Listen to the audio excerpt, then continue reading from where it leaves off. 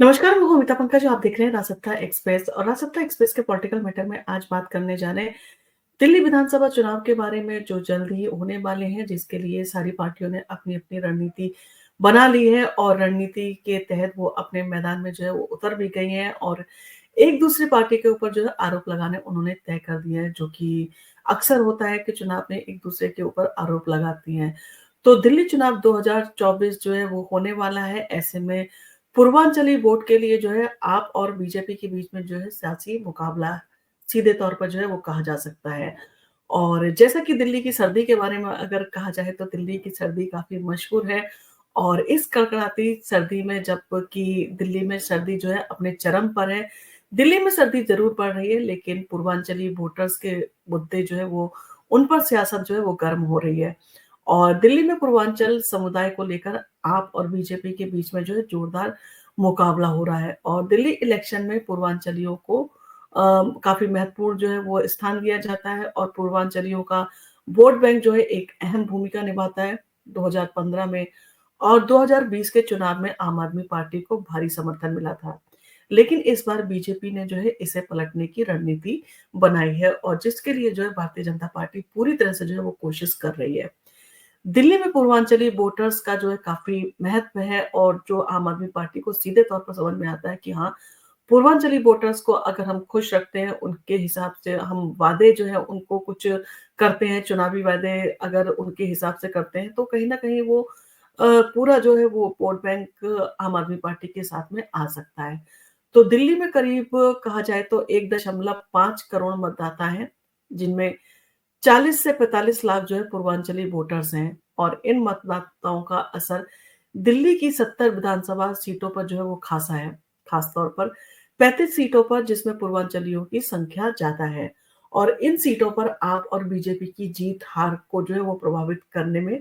Purvanchali voters जो है काफ़ी महत्वपूर्ण जो है भूमिका निभाते हैं, जिसका काफ़ी जो है वो उनका योगदान रहता है इस इन चुनावों में। तो ऐसे में ज़ाहिर-सी बात है कि दोनों पार्टियाँ जो है कोशिश करेंगी कि पूर्वांचली वोट उनको मिले। और आप और बीजेपी की रणनीति क्या है, इन सारी चीज़ों के बारे में भी अगर हम बात करें तो बीजेपी ने पूर्वांचलियों को अपनी ओर आकर्षित करने के लिए कई कदम उठाए हैं। वहीं आम आदमी पार्टी ने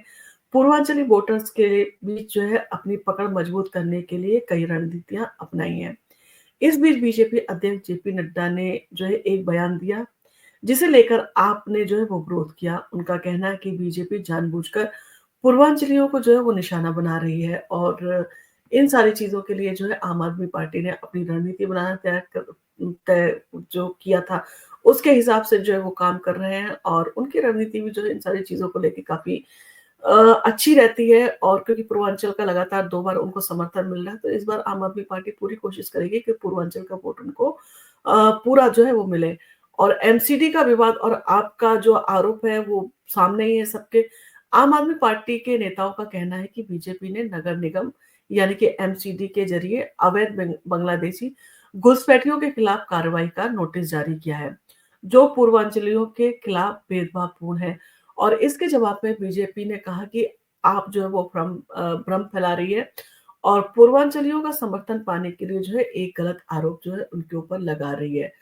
और आरोप गलत हो या सही हो, परंतु जिस तरह से रणनीति बनाई जाती है और जिस तरह से परसेप्शन बनाने में आम आदमी पार्टी माहिर है, तो कहीं न कहीं उनकी पूरी कोशिश रहेगी कि पूर्वांचली वोट जो है वो उनको पूरा का पूरा मिले। और दिल्ली चुनाव में पूर्वांचली वोट निर्णायक जो है वो साबित हो सकता है और ये वोट बैंक जो है वो किसी भी पार्टी की जीत के लिए महत्वपूर्ण है और आप और बीजेपी दोनों ही पार्टियाँ जो है इस